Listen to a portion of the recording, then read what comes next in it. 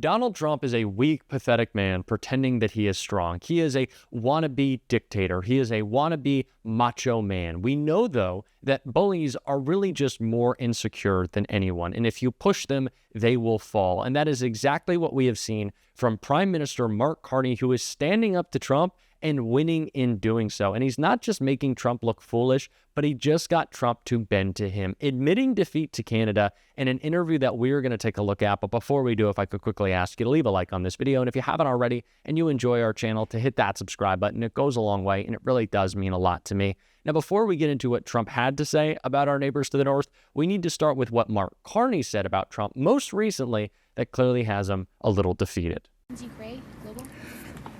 Hi, Mr. Carney. In your second call with the president, did Mr. Trump outright say or insinuate at any point that Canada should become the 51st state? He did not. All right. We've heard Mr. Trump on April 23rd and his surrogates throughout the final days of the campaign reiterate the idea that they believe Canada should become the 51st state. On the campaign trail, you said on multiple occasions that respect for Canada would be one of the key things in terms of having a meeting with him. Do you think over the past few days we have seen respect for Canada from the Trump administration? Look, it's always important to distinguish want from reality. La volonté et la réalité, right? What someone wants and what is reality, and what the Canadian people clearly have stated, virtually without exception, is this will never, ever happen. And if any of the leaders of the party and their representatives would attest to that, I think the votes attest to it. I think the public dialogue attests to it as well. We are, we're meeting as heads of our government to discuss that partnership. Now, I'm not pretending those discussions will be easy, or they won't proceed in a straight line. There will be zigs and zags, ups and downs. But as I said in my remarks, I will fight for the best deal for Canada, and only accept the best deal for Canada, and take as much time that's necessary. But the point is, and I will make this point repeatedly, we have more than enough to do here at home. That point about we can give ourselves more than the Americans can take away is absolutely right. We can have a bigger boost to our economy, to incomes, to jobs, by focusing on building one Canadian economy, by building these nation-building projects, by focusing on getting productivity up, by reducing government waste, by driving investment in this country. And so that is a good in and of itself. We're going to focus on that while we have these negotiations with the Americans. And if the negotiations with the Americans take longer, so be it. We've got more than enough to do here. We talked about this on election night after Mark Carney secured enough votes for the Liberal Party to continue his time as Prime Minister in a huge defeat to the Conservatives that was largely fueled by hate for Donald Trump in Canada, which we're seeing in the rest of the world. And hopefully that continues in America, so Liberals and progressives have a big victory like we've seen in Canada or Australia. But yeah, Mark Carney's going to get tough with Trump because he knows you shouldn't bend the knee. And when you do, Trump will just continue to attack you. But Trump clearly is not trying to spin it that way, actually the opposite. And so before we get to Trump bending the knee to Canada, I want to see his ridiculous spin on the election results. He was running for office. They both hated Trump.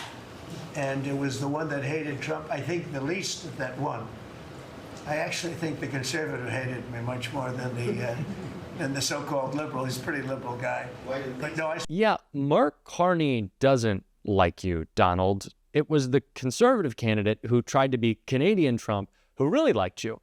Of course, he had to pretend that he didn't because you're such an unpopular figure in the world that merely associating with you anywhere else in the world will cost you an election at a huge scale, as it did for the Conservative candidate, the Conservative leader who ended up losing his seat in Canada. So I guess thank you, Trump, for being so unpopular that liberals are winning in the rest of the world. But that was Trump's spin. But he didn't put any spin when he was asked about making Canada the 51st state, this endeavor that is clearly failing, as we can see right here. You and I talked, and I asked you if you would rule out military force to take Greenland, and you said no, you don't rule out anything.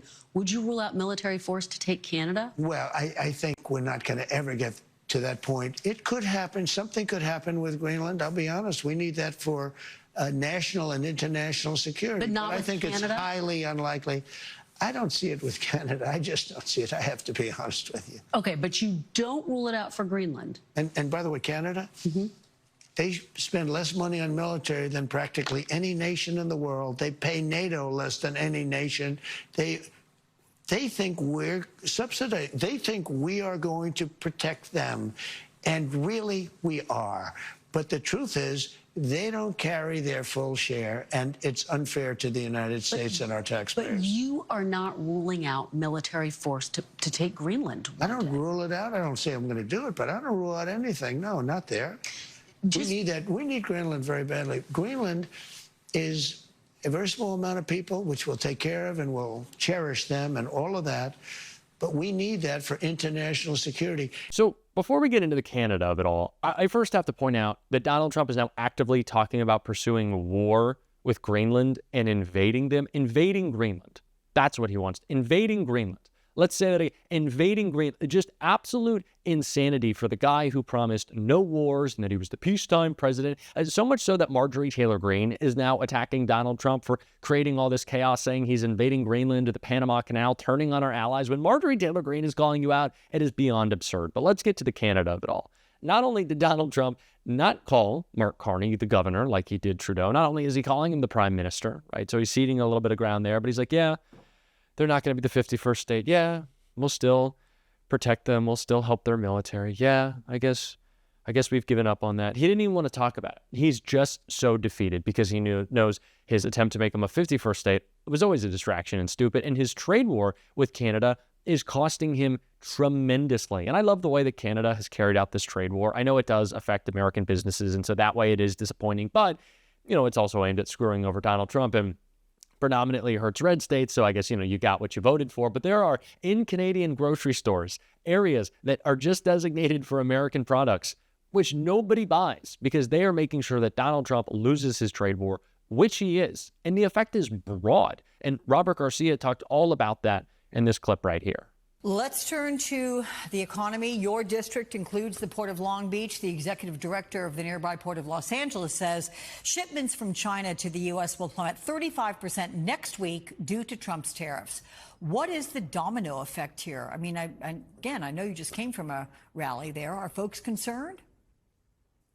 I don't think people understand how serious this is. This is a huge, huge blow to the economy and to workers, what's happening right now. Look, I represent the second busiest container seaport in the United States. Los Angeles Seaport is the top one. Combined, most of America's goods coming in from Asia are coming into these ports.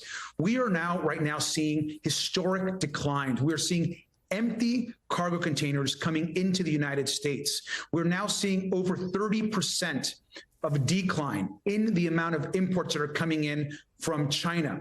This is catastrophic for workers. What you're going to start seeing in the weeks and months ahead is truckers doing less jobs. It's dock workers having less cargo to unload. And what that means is the consumer is going to have less on the shelves and prices are going to go up. People have to understand that the impact you're not going to feel exactly today, but you are going to feel it in the months ahead. This is going to have a ripple effect on the economy. Every empty container that's coming in is less jobs, less work, less warehousing, less trucking, impacts of the supply chain. This is catastrophic for America's ports. And I tell people, I agree, don't look to just the stock market for the health of the economy. Look at America's ports and trade. And so this is where we are headed. We're incredibly concerned. And these tariffs are going to be a massive tax increase on the American public.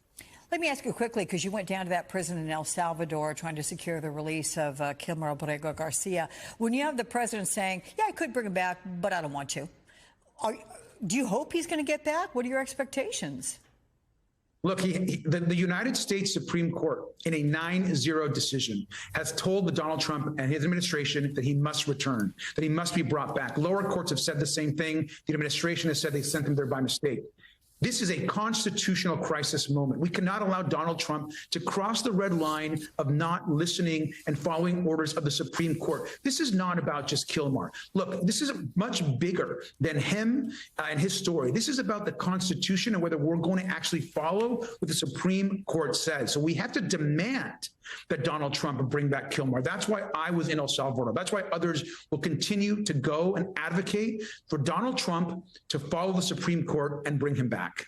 There is a reason that we are calling this the stupidest trade war in history, and that might be because it's the stupidest trade war in history. It's not even comparable. We have an idiotic president who is on any given whim just deciding whenever he wants that there's going to be a bigger tariff here or a bigger tariff there. He doesn't understand trade at all. That should come as no surprise to anyone that this is not a smart man. He just likes the word. That is ultimately what it always boils down to. And that's why Democrats, like we see right here, need to be calling out Trump every chance we get on this.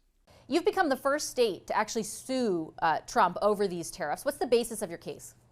Well, he doesn't have the legal authority to unilaterally impose these tariffs. He used a law, a 1977 law, that Congress afforded the president certain rights, but one of them was not to impose unilaterally tariffs. It's under the Emergency Economic Powers Act. We were the first state to initiate that lawsuit. 12 other states have followed suit. And interestingly, from the conservative perspective inside, the Koch brothers are well known here in the United States of America.